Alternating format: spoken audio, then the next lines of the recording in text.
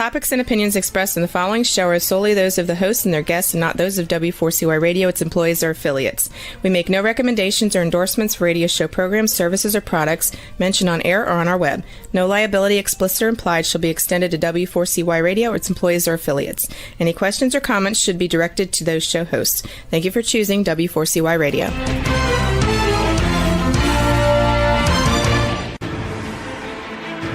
What's working on purpose anyway? Each week, we ponder the answer to this question. People ache for meaning and purpose at work, to contribute their talents passionately and know their lives really matter. They crave being part of an organization that inspires them and helps them grow into realizing their highest potential. Business can be such a force for good in the world, elevating humanity. In our program, we provide guidance and inspiration to help usher in this world we all want, working on purpose. Now, here's your host, Dr. Elise Cortez.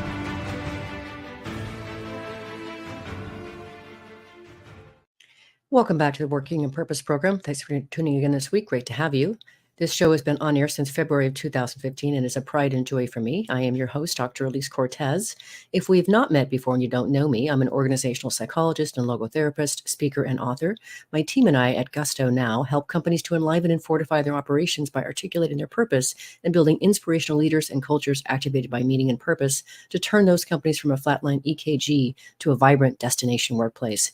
There, people are intrinsically motivated to perform at their best, can grow into their fuller potential, and are committed to stay and dynamically deliver on the company's mission. You can learn more about us and how we can work together at gusto-now.com or my personal website, elisecortez.com. Now, let's get into today's program. With us today is Jinhyun Shin, a mental wellness coach and entrepreneur, and president and co-founder of Pensive, where they use perspective and reflection to strengthen mental health. His calling in life is to help prevent suicides. As a mental health entrepreneur, he is one of many who are trying to help destigmatize mental health.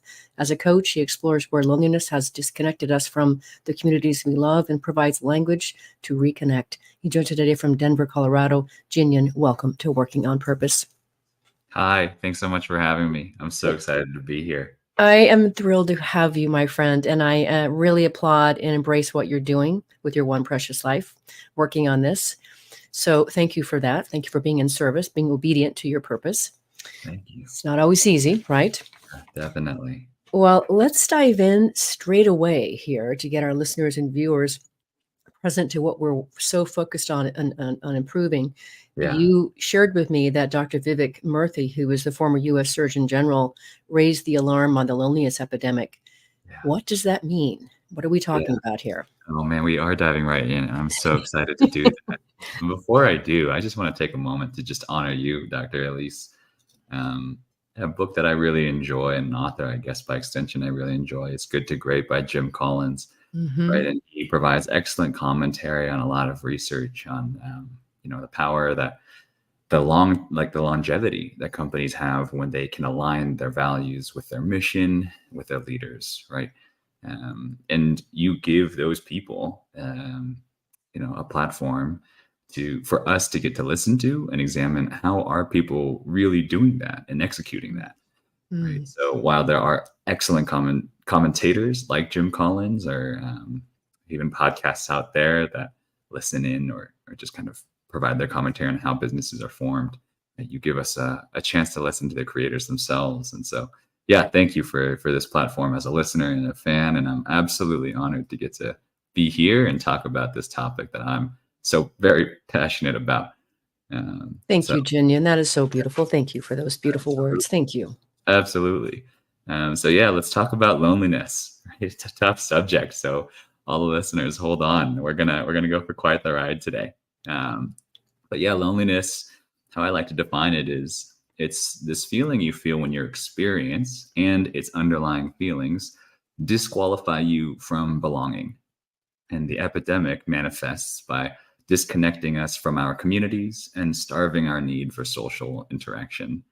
I think we'll end up talking about how that's actually coming to, like, what outcomes that is manifesting in a minute. But something that I want to highlight is the underlying feelings. Right? As much as we hate to deny that they bother us or they influence us, they're critical, because at the end of the day, they are the evidence we have to claim that no one can relate to an experience we've gone through. And by the flip side, how people can relate to us, how we can find a way to find commonality, find a way that we are not alone. So yeah, I'm going to talk about feelings a lot today, but I promise if you stay with me, my goal is just to provide language where you can talk to your peers and your family and your friends about it. So yeah, that's kind of the definition I like to work with. Awesome definition. And thank you. Feelings are completely great with me. They're part of my world too. So I'm okay with that. Awesome. All right. Well, this is a show called Working on Purpose. And some people, when they come on, are absolutely governed and delivering and serving from their purpose. And you have a calling to help prevent suicides in this loneliness epidemic time. So, of course, one of the results of loneliness, tragic results, is suicide. Yes. And I heard you say in one of the talks that I watched on YouTube that suicide is one of the top causes of death for people 1 to 44 among a couple others. Yes. What are the others? And then let's kind of get into the numbers here. What are we talking about? Yeah, let's talk about it, because this is the darkest part, and then we can start to shed light into it. That's right. So yeah, the top 3 causes of death, and the CDC they published this between the ages of 1 and 44 to kind of represent the average half-life. And we'll talk about longevity in a minute. But that between 1 and 44, the top 3 causes of death are first, drug overdoses, second, suicide, and third, car accidents. Right? That's been true since 2013, I believe. Used to be car accidents, right? Something that was something that we were wielding, and something that we needed to teach each other and ourselves how to control. But, if we don't start doing that, teaching each other how to control our mental health and how to check in on it, right? These numbers about drug overdoses and suicides, I'm afraid, are only going to go up. We expand that now, we take the age range off, right? You introduce 8 more leading causes of death that I largely qualify as biological decline, right? So heart disease, seizures, liver failure, kidney failure. You'll introduce more biological decline, but those top 3 are still right there. The only other addition being COVID. So yeah, even when you zoom out and you look at life expectancy in the United States, right? It's in the top 4 if you zoom out just a little bit. One of the things, I did do a little research with the Center for Disease Control and Prevention, and I saw that they said they were looking at 2021, and they said 12.3 million adults seriously thought about suicide. 3.5 million adults made a plan, and 1.7 million adults attempted suicide. And then it goes on to say that 48,183 people died by suicide in the United States in 2021. Right. And just thinking, if even contemplating it, I wanted just presence, the compassion and empathy that I want to extend to anyone who's felt that way. Yeah, definitely. It's, we talk about it in terms of outcomes, and I think that's kind of where I'm trying to shed light onto this, is before the outcomes, right? There's a journey to disconnect. And if you kind of feel like you might be in that space, gosh, I want you to know that there are so many people who have devoted their lives to finding you wherever you are. There are full-on institutions. There are so many people that have devoted their lives into therapy, into practices, because they've been inspired by something that you felt. So even if it's hard for you to believe that you are not alone, stay with us here today, and I hope that I can shed some light into your situation wherever you are. And if you're not in that situation, I think I really believe we'll be able to help just kind of increase your empathy, how to kind of identify this around your communities too. Mm-hmm. Well, one of the things that I have really gotten privy to over the years of hosting the show, Jinhyun, and my own research, is that very often, our own story, whether it's what we've gone through or what we've found meaningful in life, can lead us to our purpose. And you, of course, have your own story in connection to loneliness. Let's talk a little bit about you and what Yeah, it was like for you to navigate life. yeah, for sure. The journey to where I have arrived is largely based on lived experience, right? So I remember in seventh grade, it was I was on this journey of wondering what time was. And if you have any kids who say that, just know that they're kind of going down a dark path. One day I found it. I was laying in bed with my eyes closed, just trying to clear my mind. And I suddenly just had, I don't know, I feel like I just was able to identify the absence of time, that being death. All right. And I was Mm. so scared by that what followed was about 1 year of crying myself to sleep every night. And yeah, just wondering, why does anything that I do matter in this absolute blip of time that I'll have in relation to history? Yeah, that's what I was thinking about in middle school. And I was just thinking at the time, like, there's no way anybody's thinking about this, and I can't tell anyone that. Um, and eventually, what pulled me out was this just kind of like resignation to, well, there's still a lot of life to live, so you might as well try to, be curious about, maybe let's start small. What makes life worth living for other people?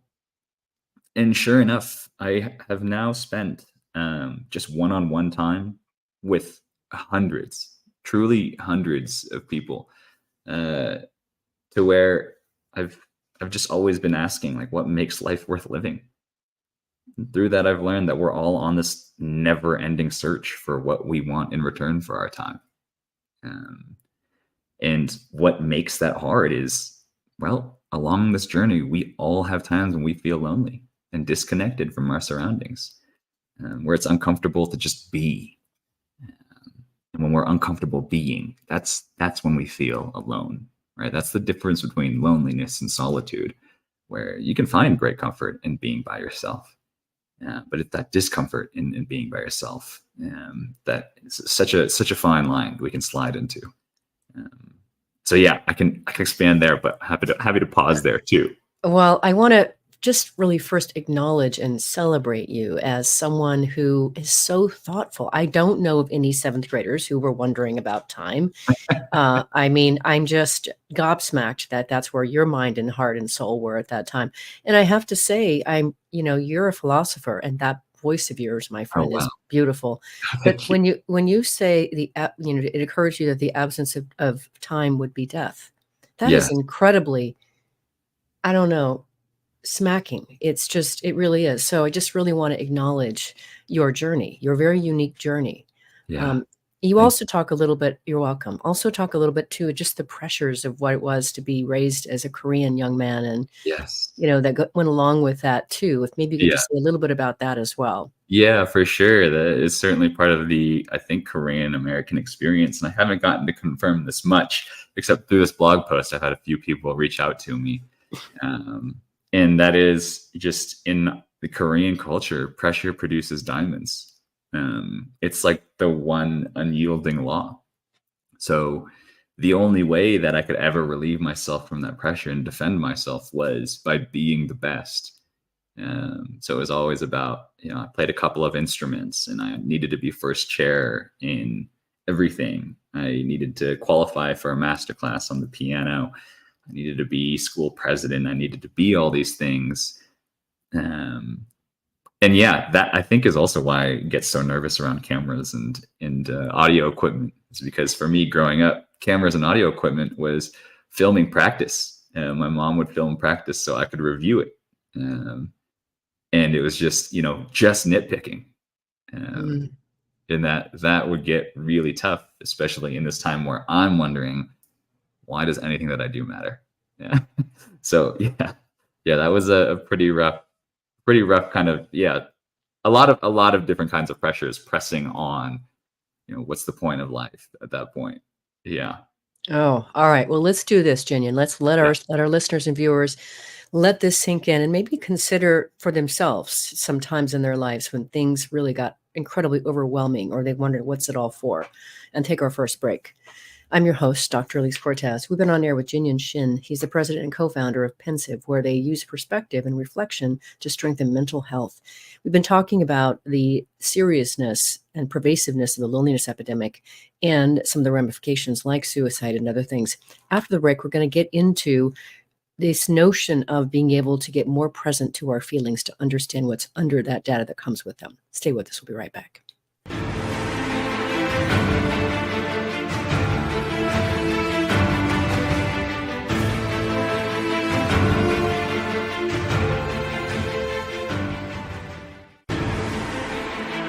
Dr. Elise Cortez is a management consultant specializing in meaning and purpose, an inspirational speaker and author. She helps companies visioneer for greater purpose among stakeholders and develop purpose-inspired leadership and meaning-infused cultures that elevate fulfillment, performance, and commitment within the workforce.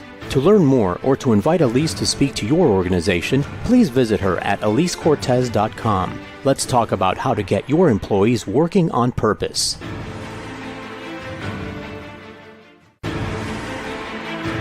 This is Working on Purpose with Dr. Elise Cortez. To reach our program today or to open a conversation with Elise, send an email to Elise, A-L-I-S-E, at elisecortez.com. Now, back to Working on Purpose.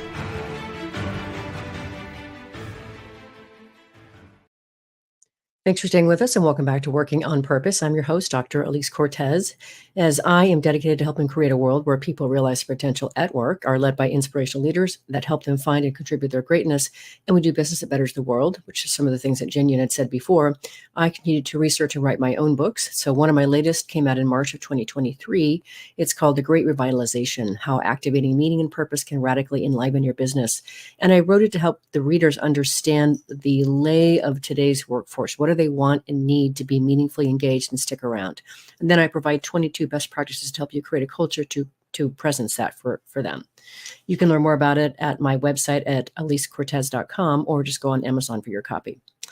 If you are just joining us, my guest is Jinhyun Shin. He's a mental wellness coach and entrepreneur at Pensive, where they use perspective and reflection to strengthen mental health. His calling in life is to help prevent suicides. As a mental health entrepreneur, he is one of many who are trying to help destigmatize mental health. As a coach, he explores where loneliness has disconnected us from communities we love and provides language to reconnect. Beautiful.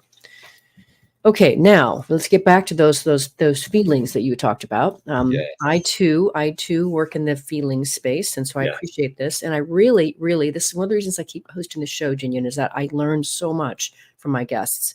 And I had told you that I'd had somebody else on the program before who was using they were tracking mood to try to address mental health and well-being. And you indicated that your research is it's more useful to focus on feelings. So if we could talk about what's the difference and why is it more effective to focus on feelings? Yes.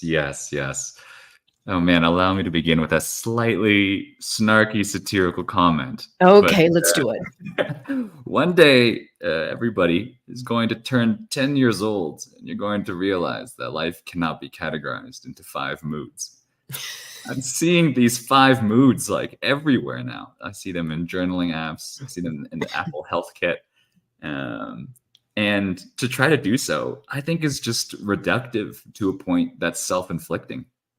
Agreed. As we get older, we experience just nuance in life.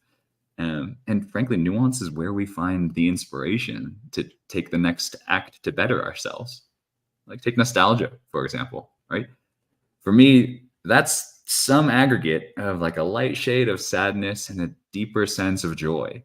Right? And combined, it's quite fulfilling, and it inspires me to seek out new experiences that might make some sort of feeling concoction that's fulfilling, or like close to as fulfilling as whatever I was originally nostalgic about.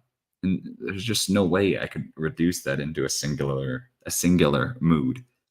I think to consistently do so would make me feel like I have to be happy or I'm failing.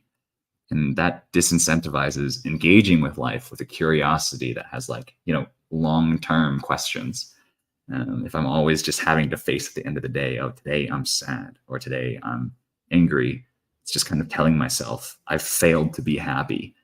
And that has been confirmed by, a lot of the mental health practitioners I work with, right? They might ask how your mood is in an introductory meeting, but all these therapy clinics, I see more and more, they have feelings wheels everywhere because life is nuanced, and that's how we make meaning out of life, is exploring that nuance. So yeah, I do have a little personal vendetta against mood trackers, but it's not as uncommon in the field that I originally thought it was. I really appreciate that explanation, and we align so much, Jinhyun, so much. Just quickly of what I've come to see that is part of my work in helping activate meaning and purpose in organizations and the people along the way, their own individual transformation journey, is, we start off in life being able to access a whole gamut of the human, emotional spectrum. We're angry, we're joyous, we're sad, we're frustrated, we're all these things. And, as life goes on and we learn, we're not supposed to share all these feelings. And then life stomps on us. And then, so by the time I meet somebody in their 30s or 40s, they went from this huge emotional spectrum down to about something small like this. So then my job is partly to help them open that spigot back up again so they can experience the wild wonder of life and therefore be able to access their sources of inspiration and create something and connect beautifully in a way that they couldn't if they're just working from that teeny little slice of emotions. We are so aligned, Jinhyun. Beautifully said. Yeah. Yes. Yes. I heard you talk about this on a recent episode, and I was just stomping the floor and clapping. So yes, 100%. Good. I love that. Well, we're going arm in arm here in this work. Yes, absolutely. Well, I really enjoyed reading. I read a couple of your blogs as well in preparation for this conversation. And one of the blogs that you have contains a passage I wanted you to expand on because it really caught my attention. It might be related to what we were just now talking about, but you were saying, as we move through life between our conditions and our circumstances, we keep looking for significant consequences that contain an aha moment that completes the puzzle of self-actualization. Somewhere in this process, typically at the reflection stage, we have found the final piece that makes all the pieces make sense. We know we have reached self-actualization through some version of, I had to go through blank to become someone blank. So I'm interested, because I do some kind of an exercise like this too, how and why is this important to mental health and well-being? Yeah, that is so loaded. And it is very well aligned with what you were just talking about.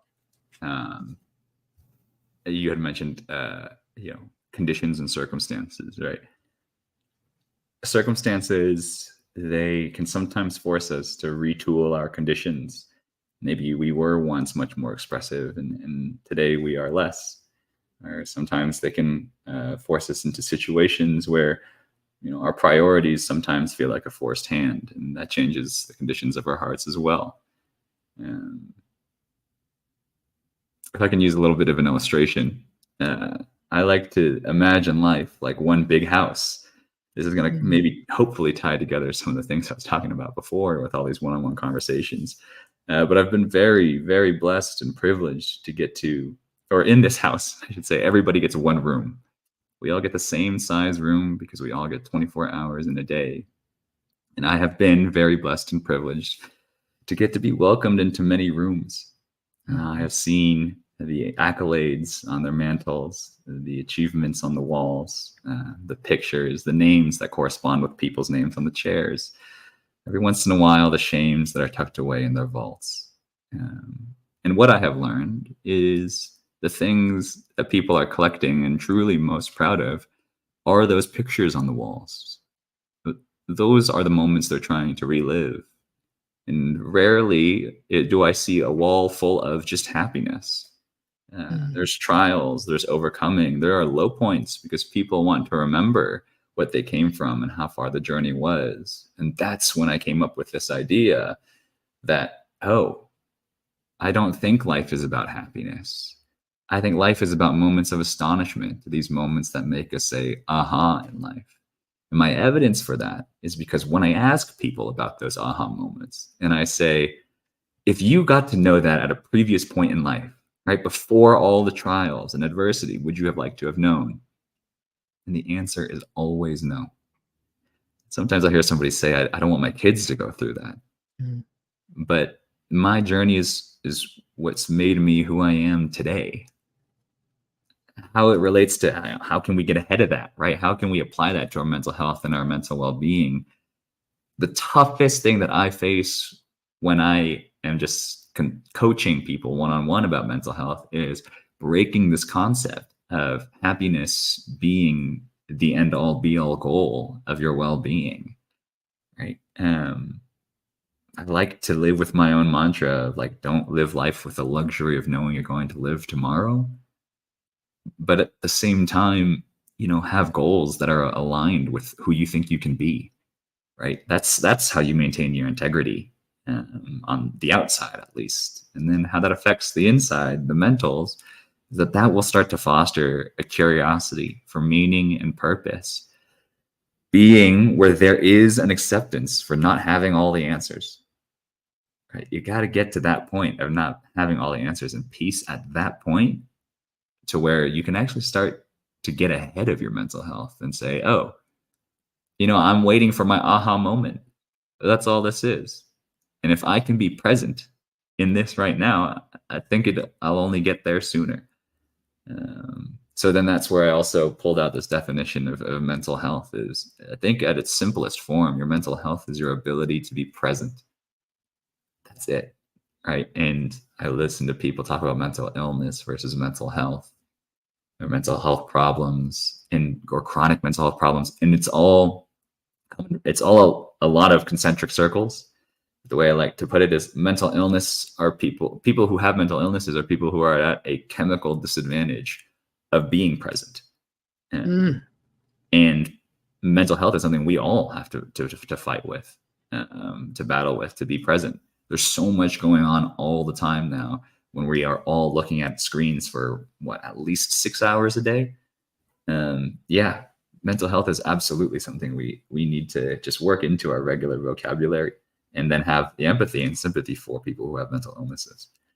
I kind of spun out there, but yeah, that's. I hope I was able to touch on just how like happiness and aha moments have their own moments in, or have their own I guess influence on just being present in the day-to-day stuff.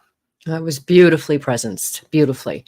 Okay, so that takes me where I wanted to go next anyway, and that is, you really served up for us this notion, the importance of being aware of yourself and your feelings and such. So I want to get you to talk a little bit about, and your own journey and what you're created will help us get access in a more fresh way. But how can we start to increase our awareness for our conditions and circumstances in a way that can positively impact our mental health and well-being? So I'd be interested from the individual standpoint, and then of course, how can we help others around us? Yeah, great question. I like that this really grounds us back to like 100 level concepts, where I feel like I was just kind of in a very theoretical space. Oh, I loved it. It's yummy. But yeah, just in the very practical sense, a word that I think is like being thrown around in a very positive, well-intentioned way is mindfulness. And then I think we get a little lost as far as what mindfulness is and how it takes shape. But mindfulness, I like to define as, practicing being present. And then within that, there are two forms of mindfulness, two kind of categories. The first one is reductive mindfulness. Reductive mindfulness are things like yoga, meditation, exercise. If you think about all the noise we feel in life, right, it kind of cuts out a lot of the noise, and it helps us feel centered again. That's how people often feel after experiencing or practicing reductive mindfulness. And then additive mindfulness is when you're taking whatever is left and you are creating meaning. You're searching the meaning of what's left. Right? This is things like therapy, like reflecting in a small group, like Bible studies, men's groups, women's groups, or journaling. And actually, a friend of mine who's also a pastor, he put this so well. He said he encourages journaling for people because it's the last step, where when you get through it, it feels like taking rocks out of a backpack. You feel this immense sense of peace when you do face whatever feelings are left, and you're able to find meaning in them. Yeah, some people are able to do that just kind of reflecting by themselves in a journal or in a sanctuary like a church. And other people, they prefer more of an exchange, right? So they'll enter therapy or like small groups, like I had mentioned. So those are some practical ways that, I think that if you have a good combination of reductive and additive mindfulness techniques, you will always be able to just say, hey, I'm not feeling very present. Here's something I can just try out for myself real quick and center myself. Well, that's beautiful. Really like that, reductive and additive techniques. Okay, so we were talking about increasing awareness for our own mental health and well-being. I don't think we can really not talk about the impact of social media on this front here. And I was really quite astonished. I didn't know this, but you mentioned to me in one of your exchanges that the top social media companies that just left Congress defending the safety and integrity of their platforms in New York City sued those companies for their negative impact on mental health. So the question, I guess, is, does social media make it harder to practice mindfulness or being aware of oneself? Yes. So, yeah, a handful of companies like TikTok, Snapchat, Instagram, Discord, and X were just in Congress for a week defending, the integrity of their applications. But if we just narrow down on making it harder to be present, right, I think it doesn't take a lot to be able to pry that open, right? On a very cold, just numbers approach, social media companies make money by generating impressions for their marketers, which means they have to keep our attention and make us engage with content. So they fabricate an experience that gets us to press on our phones, and they call it connection. And that kind of sucks. It's like, I don't know. Like, and if you remember what I said about, like in the beginning, about feelings being evidence to support a claim, well, these companies show us that, like, they just show us issues we'd care about, and the feelings they're able to generate then become evidence to support their claim that they're helping us be connected, right? And it's like this vicious loop of, well, I don't really feel any more connected, but you're triggering feelings that I have. So I feel like I want to then re-engage. And then suddenly, I don't know, I've never really walked away from social media feeling like, oh yeah, I feel much more centered now. Yeah. Like, just got this brain dumped all this stuff that I'm supposed to feel more connected by, but I feel exhausted and like my brain just went for a spin. So all right. I'm rooting for New York, frankly. They're suing all these companies for over $100 million. I think it's actually $100 million. Mayor Eric Adams and his staff, to point out, like, hey, you are part of the problem, so be part of the solution. So yeah, certainly rooting for him. Yeah. Wow. All right. Well, let's let our listeners and viewers think about that. What kind of social media are you consuming? And maybe is that a good thing for you? While we take our last break here, I'm your host, Dr. Elise Cortez. We've been on the air with Jinhyun Shin. He's the president and co-founder of Pensive, where they use perspective and reflection to strengthen mental health.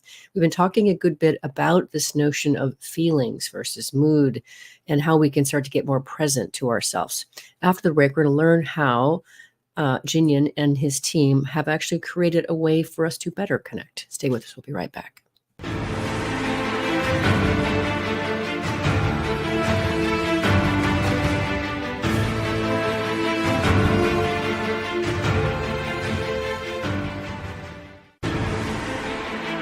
Dr. Elise Cortez is a management consultant specializing in meaning and purpose, an inspirational speaker and author. She helps companies visioneer for greater purpose among stakeholders and develop purpose-inspired leadership and meaning-infused cultures that elevate fulfillment, performance, and commitment within the workforce. To learn more or to invite Elise to speak to your organization, please visit her at elisecortez.com. Let's talk about how to get your employees working on purpose.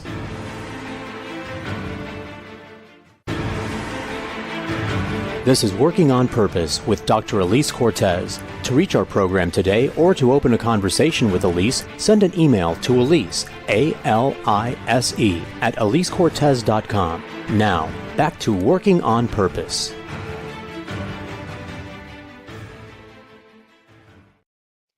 Thanks for staying with us and welcome back to Working on Purpose. I'm your host, Dr. Elise Cortez. I mentioned in the last break about my latest book coming out last March of 2023, The Great Revitalization. What I did for you to help you along the way in your journey is to help start to create a destination workplace for yourself is I gave on my website a 3-page assessment that you can use to see the extent to which your current culture and practices are meeting the needs of today's workforce. So it's at gusto-now.com. If you are just joining us now, my guest is Jinhyun Shin. He's a mental wellness coach and entrepreneur at Pensive, where they use perspective and reflection to strengthen mental health. His calling in life is to help prevent suicides, and he has been working diligently with his team to be able to do just that. So we'll learn more about this as we go. Okay, so before we get into more of what you and your team have created, which again, I just have so much respect for, you've seen something and you're like, okay, what can we do about it? But we'll get to that. I do want to hear your perspective on what does it mean to be in touch, and how is that different from just being connected? Yeah, that's a really, really good question. And I think this is the nuance that I've been exploring a lot lately, because when we were first searching out on like, how do we solve this problem? A lot of people could relate to, I feel like I'm out of touch with my people, but I also feel like I'm more connected to the world. And it was a massive gap that everyone was looking at and kind of scratching their heads is how can that be possible? Isn't technology supposed to help fill this gap? And it wasn't until I really thought about like my upbringing that I think I kind of noticed where this emphasis on connection was able to split from being in touch. And, I thought about when my parents would, take us to grandma's house, for example, when I was a kid, I would always want to like resist. And I would always just think it's always boring to go to grandma's house. We never do anything. We just kind of hang out and we sit. And it wasn't until I got much older that I came to appreciate that time to just be. Grandma wanted exactly that. She wanted to hear my inner monologue and get to just receive me and ask me questions and reflect with me. And I had noticed that I think how this kind of then, transposes into connection versus being in touch is, connection is really driven by productivity. What is the latest news? What has been done lately? Where being in touch is more the analysis and the time, the examination to look at each other and think, well, how has what I've done actually influenced my identity or built my identity or otherwise impacted my identity? And I think it's the lack of those conversations in our communities that are making us feel like we are out of touch with our friends and our peers and sometimes even our family members. So yeah, that kind of then forced us to look at how can technology help us to be in touch with each other. Yeah. So much in that. And I just really appreciate your thoughtful, contemplative nature. There's just so much, everything that you say has just such in your word, nuance to it. And so much we're getting from this, Jinhyun. This is going to be the show, ladies and gentlemen, that you're going to have to listen to a few times to be able to get more and more out of this. All right. So where I want to go next is, we did talk about social media before, and you just brought up the idea of technology. Yeah. And I've had a couple of other conversations with guests talking about, how to interrogate content. I'd love to hear your perspective on what people can do to be more critical of the content they interact with and consume. Yeah, I should probably clarify that I don't think all content is inherently bad. I think some people might think that I'm thinking that way. Like, I love watching TV or movies, and where I'm just more critical of social media is because the constant engagement is draining. Right. I kind of mentioned this before, but yeah, I rarely feel as though I pull away from social media thinking I'm more present in my surroundings. Right. I'm just like scatterbrained. And I know it's not good for my mental health. So this is kind of a pretty big jump into I want to say like a 400 level concept. And you hear me referencing these numbers because I'm currently working on writing a book. But I think the best way to defend against just the onslaught of information is to know and establish your personal values. So I kind of teach this to kids in their like young 20s to try to set them up for independence But values in their simplest form is they're just themes that summarize what you want in return for your time. And you would be surprised how quickly you could point out your own, right? If as a listener, if you want to just Google a list of values, I challenge you or encourage you to just take a look at, like, what would your top 3 be? And the reason why you're going to be able to pick them out so quickly, especially as an adult, is because you've spent a lot of time with heartache and pride and everything in between, and those were related around these values, and how they impacted your time, and how they inspired you. But yeah, when you can know your personal values, I think that's the best way to ensure that you show up in a consistent way, and that you can then kind of have a filter in the future for how to be critical about the content that you interact with, for sure digitally. But I think it will translate into the real world as well. Yeah, it's funny you bring up values. I have a list of 100 values that I use when I'm speaking to audiences that I then distribute. And listeners, viewers, if you want that list, you can reach out to me and get it from me. It's Elise@EliseCortez.com. But yes, many people tell me that they don't know their values, and yet it's so arrestingly providing clarity when you define them, when you actually isolate them. So I love that. That's beautiful.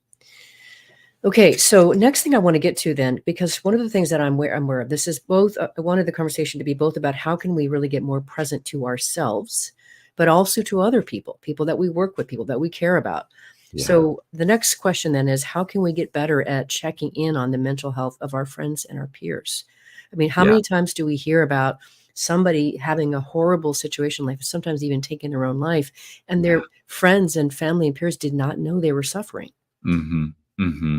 Thank you for asking this question. I call myself a community builder, and I'm always thinking about, how we can help each other out. So I'm glad we get to, give some just tactical things for community members. And my number one piece of advice as somebody who is not a clinician, right? I have no extra letters after my name. I'm not a researcher, right? This is all just lived experience. And what brought me so far is, frankly, just asking questions in a way where I'm not solutioning with people. You can always start with people's mental health by just asking, hey, what's been making it hard to be present? Right? You have that language now. And please, for me, you can even blame me if people are uncomfortable with that question. Say, I heard this guy, Dr. Elise's podcast, and he dared me to do it. But as they start to share, just be curious as they examine how they've been interpreting their surroundings.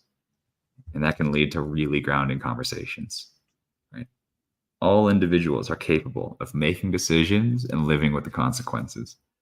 But what's really encouraging is when someone will help us talk through the preparation or the aftermath, without being told what needs to be done or what I should do, right?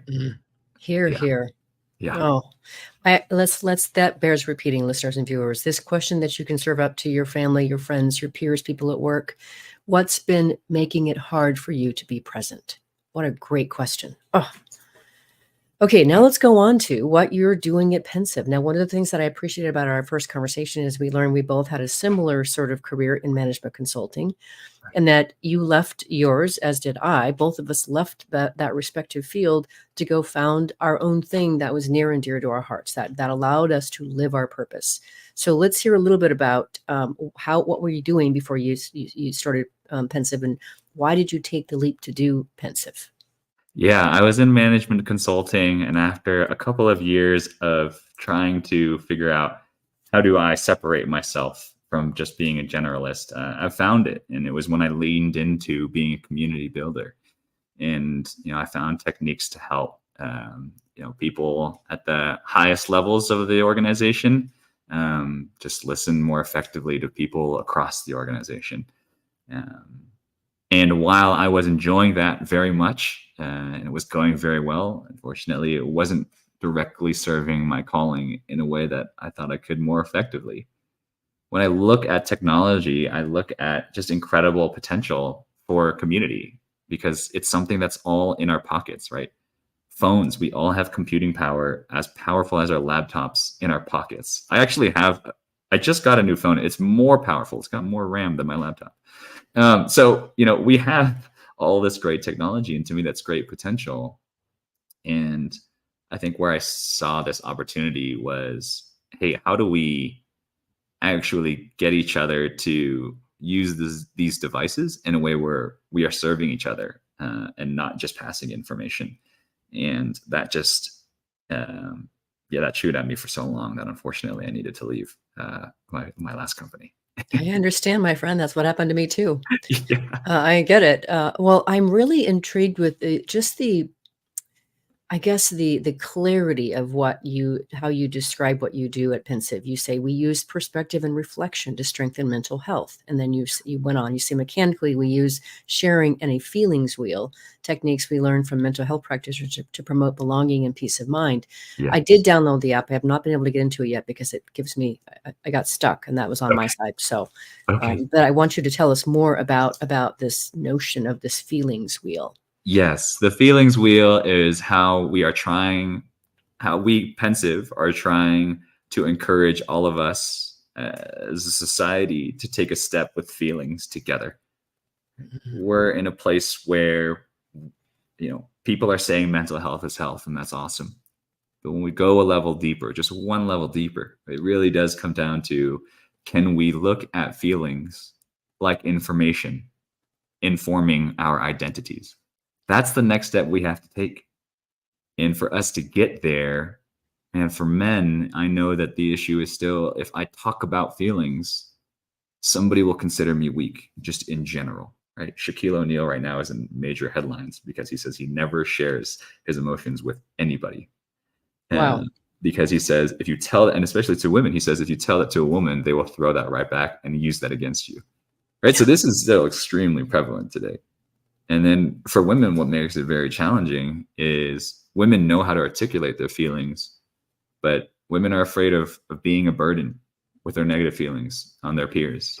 And so even when their peers are trying to offer that space out, they'll shy away from it. And for fear of being a burden and burdening others. So that's, to me, where I see this wonderful potential of, hey, what if we use a digital space, right, to be able to inform each other how we are being? Right? Because the more we neglect this, I don't know why we just keep turning away from this. Looking at feelings like data is the way that we like to put it. And that's our goal right now. Our mission is just to help people see feelings as data.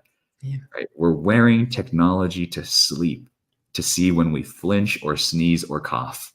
Right. And that's entertaining for the first few weeks, but at some point, that's not what's going to help you get in touch with yourself or your peers any deeper in this journey of towards astonishing moments, right? It's feelings that are the fuel, and I hope that technology can play a positive, helpful role in that journey. It's fantastic. Now we're almost at the close of the show here, and I want to give you a chance just to share the vision of Pensive. So listeners and viewers, from my vantage point, what I teach for my practice is vision is what happens when the purpose of your organization is fully realized. So it's a futuristic view. So for you, what's the vision of Pensive? Oh man, for me, the vision of Pensive is where, I think the ultimate purpose of technology is to find this like symbiotic relationship with humanity. And the signal for me that Pensive will have found a symbiotic relationship with humanity is when we talk about values and feelings in a way that authenticates our experiences, the ones that we buy into, the one that we reflect on. It's just everyday language where it's like, hey, my core values, for example, I probably should have shared this earlier, are loyalty, compassion, and courage. And through those three lenses, I really can boil down my entire life experiences of my proudest moments and my toughest ones. But yeah, I think we just have to take one step by practicing being, and hopefully technology can help us get towards that. Beautiful, Jinhyun. This has been an incredible conversation. Thank you so much for lending your heart and soul and beautiful brain to Working on Purpose. And glad to know you as well. Thank you so much for having me. Of course. Listeners and viewers, you're going to learn more about this man and what he's doing with his team. So this is Jinhyun Shin we've been on the air with. You can check out what he and his team at Pensive are doing at PENCIV is how you spell Pensive, PENCIV.com. You can also then find the app with the same name and check that out. It's free. Download it and get started. And then join us next week for another delicious serving of inspiring thought leadership on creating destination workplaces and other such matters. See you there. Remember, work is one of the best adventures and means of realizing our potential and making the impact we crave. So let's work on purpose. We hope you've enjoyed this week's program. Be sure to tune into Working on Purpose, featuring your host, Dr. Elise Cortez, each week on W4CY. Together, we'll create a world where business operates conscientiously, leadership inspires impassioned performance, and employees are fulfilled in work that provides the meaning and purpose they crave. See you there. Let's work on purpose.